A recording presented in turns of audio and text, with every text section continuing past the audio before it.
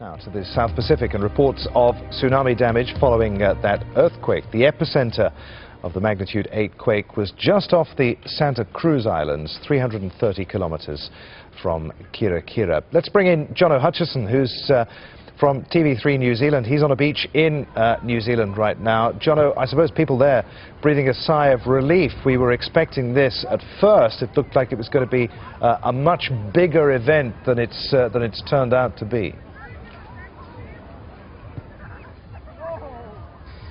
Certainly. I mean, officials here definitely would be breathing a sigh of relief at this stage, although the local advisory here in New Zealand says that the first wave could be arriving between 6 and 7 o'clock this evening local time, so that's another half an hour to go.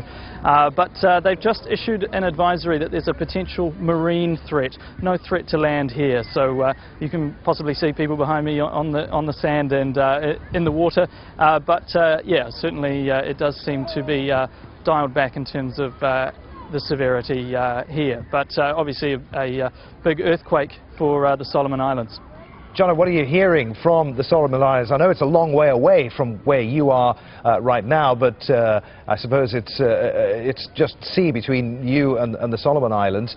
It may not be causing wider regional damage, but the tsunami did affect some of the Solomon Islands and damage from the quake too.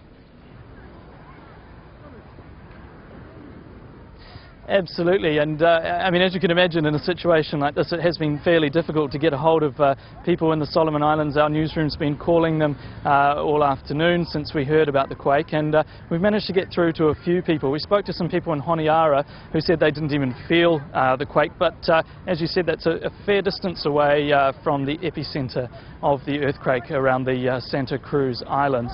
But certainly the earthquake will have caused some damage on the islands, and it sounds like the tsunami did cause a bit of damage for the Solomon Islands as well, for some villages. I understand in the magnitude of dozens of homes, village homes damaged. But from what I've heard so far, no reports of injuries or death, which is possibly quite remarkable given the magnitude of the quake.